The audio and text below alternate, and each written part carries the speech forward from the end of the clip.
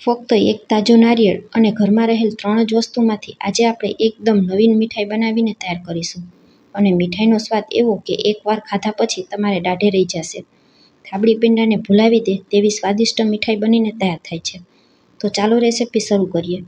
Recipe શરૂ કરતાં પહેલાં મારી તમને એક રિક્વેસ્ટ છે કે હજી સુધી જો તમે મારી ચેનલને સબસ્ક્રાઈબ ન કરી હોય તો મને સપોર્ટ કરવા બદલ ચેનલને સબસ્ક્રાઈબ જરૂરથી કરજો. અને વિડીયો પસંદ આવે તો વિડીયોને એક લાઇક કરી ફ્રેન્ડ્સ અને ફેમિલીમાં શેર પણ કરજો. આજની મીઠાઈ બનાવવા માટે સૌથી પહેલાં આપણે આ રીતે એક તાજું નારિયેળ લઈ લેવાનું છે. છરીની મદદથી નારિયેળના આ રીતે નાના ટુકડા કરી લેવાના. જેટલા બને એટલા નાના ટુકડા કરવાના. ત્યાર પછી એક આ રીતે નાનું મિક્સર જાર લઈ લેશું.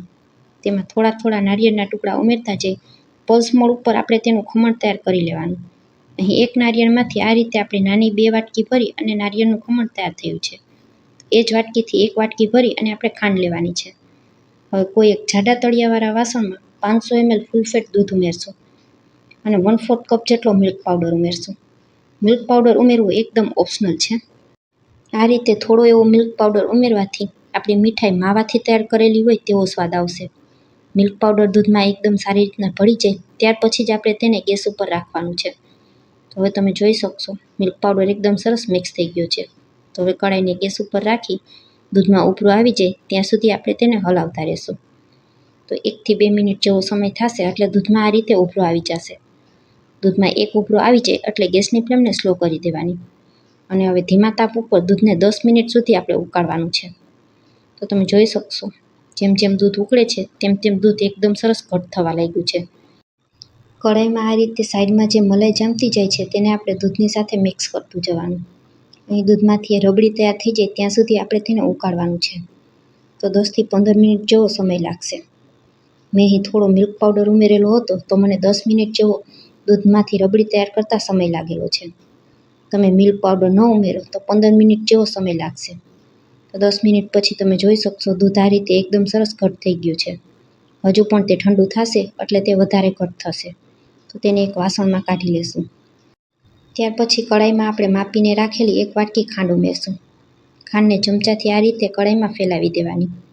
અહીં આપણે ખાંડને કેરમલ કરવાની છે.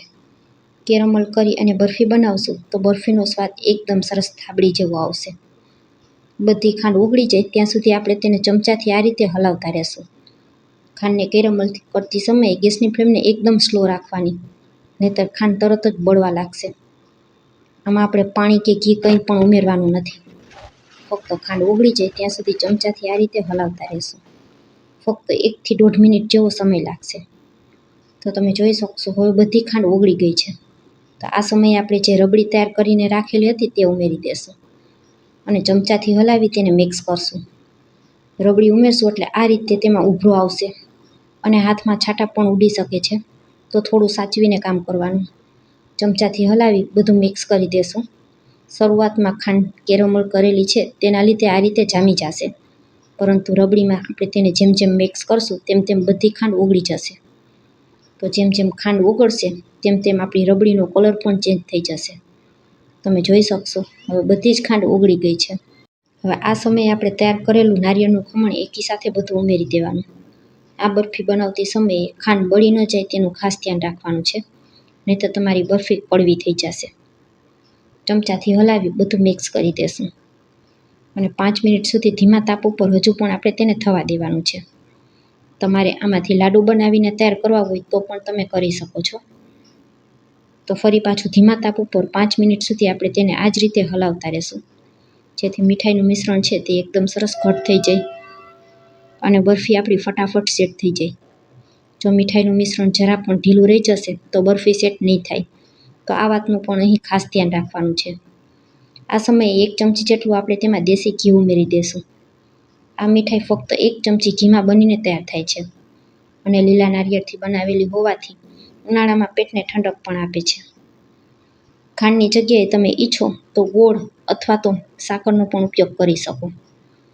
5 મિનિટ પછી તમે જોઈ શકશો મીઠાઈનું મિશ્રણ આ રીતે કઢાઈમાંથી અલગ થવા લાગ્યું છે. બધું શીરાની જેમ ભેગું થઈ ગયું છે અને હવે તે કઢાઈમાં ચોટતું પણ નથી. તો હવે તેમાં ગેસ બંધ કરી અને ચપટી એવો એલચી પાવડર ઉમેરશું અને ત્યાર પછી કોઈ પણ એક વાસણમાં ઘીથી ગ્રીસ કરી અને મીઠાઈને સેટ કરી લેશું. મેં આ રીતે મીઠાઈની ટ્રે આવે તે જ લીધેલી છે. થોડું આ રીતે પહેલાં ગરમ ગરમ હોય ત્યારે ચમચીથી ફેલાવી દેવાનું અને ત્યાર પછી હાથમાં થોડું ઘી લગાવી અને હાથેથી પણ સેટ કરી શકાય. એક વાટકીની પાછળ ઘી લગાવી અને વાટકીથી પણ તમે મીઠાઈની સપાટીને એકસરખી કરી શકો. મેં આ રીતે તવીથાની મદદથી બધી બાજુ મીઠાઈને એકસરખી સેટ કરી લીધી છે. ઉપરથી બદામ પિસ્તાની કતરનથી તેને ગાર્નિશિંગ કરશું અને ત્યાર પછી આ મીઠાઈને 4 થી 5 કલાક માટે પંખા નીચે ઠંડી થવા રાખી દેશું. અને જો તમારે ઉતાવળ હોય તો તમે 2 કલાક માટે ફ્રીજમાં પણ રાખી શકો. મેં અહીં મીઠાઈની ટ્રેને 2 કલાક માટે ફ્રીજમાં સેટ થવા રાખી દીધી હતી. 2 કલાક પછી આપણી મીઠાઈ સરસ સેટ થઈ ગઈ છે. તો હવે તેને આપણે કોઈ છરી કે તવીથાની મદદથી મનપસંદ આકારમાં કટ કરી લેશું. અહીં તમને નાના મોટા જે રીતે પીસ પસંદ હોય એ રીતે મીઠાઈના પીસ તૈયાર કરી લેવાના. તો ફ્રેન્ડ્સ, એકવાર ઉનાળાની ગરમીમાં આ તાજા નારિયેળની રેસિપી તમે પણ જરૂરથી ટ્રાય કરજો. ઘરમાં નાના બાળકોથી લઈ મોટા સુધી બધાને ખૂબ જ પસંદ આવશે. અને આજની આ રેસિપી અહીં સુધી જોયા પછી જો તમને જરા પણ પસંદ આવે તો વિડીયોને એક લાઇક કરજો, ફ્રેન્ડ્સ અને ફેમિલીમાં શેર કરજો અને મારી રેસિપીઓ તમને જોવી ગમતી હોય તો મને સપોર્ટ કરવા બદલ મારી ચેનલને સબસ્ક્રાઈબ જરૂરથી કરજો. ફરી મળીશું આવી જ એક નવી રેસિપી સાથે. ત્યાં સુધી સૌને મારા જય માતાજી. આજની રેસિપી કેવી લાગી તે કમેન્ટમાં જરૂરથી લખજો.